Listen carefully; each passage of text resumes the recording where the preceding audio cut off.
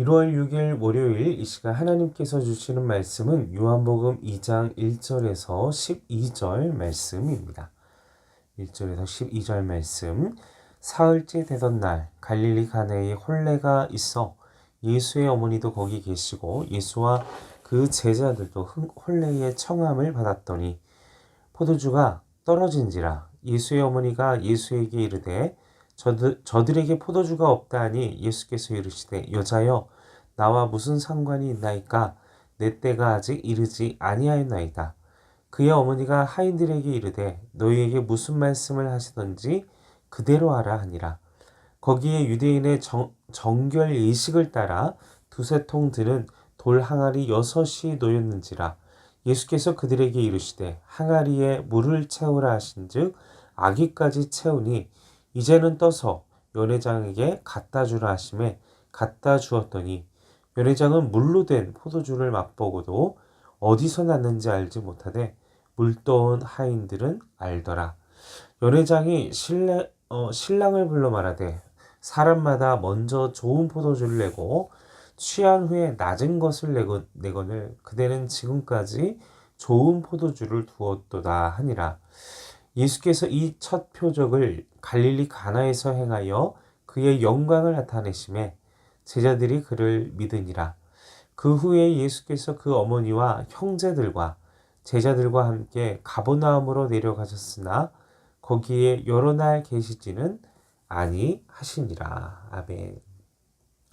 자, 예수님이 갈릴리 가나에서 행하시는 바로 예수님의 그 공생애의 첫 기적, 첫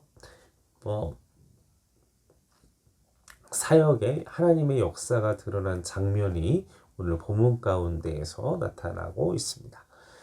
자, 유대인들은 보통 결혼식을 7일 동안 한다고 합니다. 근데 그 중간에 그 포도주가 떨어졌습니다. 3절을 보겠습니다. 포도주가 떨어진지라. 예수의 어머니가 예수에게 이르되 저들에게 포도주가 없다 하니. 자, 포도주가 떨어졌습니다. 포도주가 없다라고 합니다. 자, 이것은 세상 가운데에서는 떨어진다, 유한한, 그리고 결핍된 이런 어떤 물질의 세계에 인간의 그 한계점을 이야기를 하고 있습니다. 그때 그 한계가 찾아왔을 때, 문제가 생겼을 때 누구에게 질문을 해야 합니까? 마리아, 예수의 어머니 마리아. 분명 그 예수님을 하나님의 아들로 알고 계신 그분이 누구에게 물어봅니까? 예수에게 도움을 청하죠. 자, 도와줘야 하지 않겠느냐. 우리가 세상에는 떨어질 수밖에 없습니다. 공급이 무엇이든 우리의 필요와 우리 요구와 그와 상관없이 세상의 것들은 무한하지 않기 때문에 또 그 어떤 상황 속에서도 늘 풍족할 수는 없습니다. 그리고 늘 우리의 삶이 우리가 원하는 대로 흘러가는 것도 아닙니다. 그럴 때 우리가 누구를 찾아야 하느냐? 바로 예수님을 찾아 고백하고 도움을 요청해야 한다는 것입니다. 예수님이 이 문제를 해결하려고 이 땅에 오셨기 때문입니다. 그래서 본문과 같이 그 혼인의 잔치의 상황에 개입하십니다. 일하십니다. 역사하십니다. 4절 말씀 보겠습니다. 예수께서 이르시되 여자여 나와 무슨 상관이 있나이까 내 때가 아직 이르지 아니하였나이다. 예수 그리스도, 예수님은 십자가의 그리고 인류의 죄를 대속하심, 그것을 위해서 오셨는데 어떤 물질의 문제, 그런 떨어짐에 대한 문제 때문에 그래서 한 번 더 이제 대꾸를 그렇게 하신 것이죠. 제 때가 아직 아닙니다. 예수님은 자신의 그 십자가, 오직 그 고난의 길, 그 아픔의 길, 근데 물질적인 행복에 대한, 그러나 하나님은요, 결국은 예수님이 그 어머니의 요청에 따라 자신의 첫 공생의 표징과 이사를 행하신 케이스가 된 것처럼 어머니의 말씀을 따라 효도하는 마음으로 하셨는지를 정확히 알 수는 없지만 그렇게 순종하심으로써 우리 그들의 그 혼례잔치에 있는 주인들과 그 신랑과 신부와 그 가족들에게 그 어려움과 그 문제를 예수님이 해결해 주셨습니다. 5절 말씀을 보십시오. 그의 어머니가 예수님의 어머니 마리아지요 하인들에게 이르되 너희에게 무슨 말씀을 하시든지 그대로 하라. 자, 아까도 말씀을 드렸지만 마리아는 예수님의 어머니는 예수가 하나님의 아들이라는 것을 알고 계셨습니다. 그래서 예수님께서 그 잔치 자리에 희망, 고난 가운데 소망, 이 어려움 가운데 어디를 바라봐야 하는지를 알고 얘기를 하셨다는 것이죠. 그런데 거기에는 전제 조건이 있습니다. 무엇입니까? 그대로 해야 한다는 것입니다. 하반절 보십시오. 그대로 하라 하니라. 사랑하는 성도 여러분, 우리가 예수님을 바라봐야 합니다. 고난이 왔을 때, 어려움이 왔을 때 주님을 바라봐야 됩니다. 그 다음에 주님이 말씀하시면 우리는 어떻게 해야 됩니까? 그대로 행해야 합니다. 내가 원하는 대로만 하는 것, 그냥 내가 하고 싶은 대로만 하는 것, 그것은 우리가 하나님의 역사를 제대로 100% 체험할 수 없습니다. 여러분의 눈높이만큼만 경험을 하게 됩니다. 그러나 내가 이해할 수 없고 그리고 내가 받아들일 수 없고 내가 납득할 수는 없지만 그 예수님 말씀을 순종할 때 나의 틀을 깨트린 나의 생각을 뛰어넘는 무한한 그리고 절대적인 엄청난 하나님의 능력을 체험하게 됩니다. 새로운 하나님을 경험하게 됩니다. 새로운 하나님의 능력을 체험하게 됩니다. 지금 이 혼인잔치에 참여했던 그 수많은 사람들이 그 어마어마한 기적을 경험하게 된 것처럼 만약 하인들이 의심했다면 만약 마리아가 예수님께 도움을 구하지 않았다면 순종하지 않았다 그 모든 사람들이 이 과정을 따르지 않았다면 이 표징과 기사와 능력을 체험하지 못했을 거라는 사실인 것입니다. 그러자 어떤 일들이 벌어집니까? 8절, 9절 연회장은 물로 된 포도주를 맛보고 자 어떻게 됩니까? 물이 포도주로 변했습니다. 자 이것은 어떤 것을 의미합니까? 예수님은 자연을 지배하는 이 최근에도 뭐 양자까지 나왔죠. 이 모든 물질의 근본을 변화시켜서 물을 포도주로 만드는 하나님의 주권이 예수님께도 있는 예수님은 하나님이시다라는 것을 오늘 이 기적을 통해서 보여주고 있다라는 것입니다.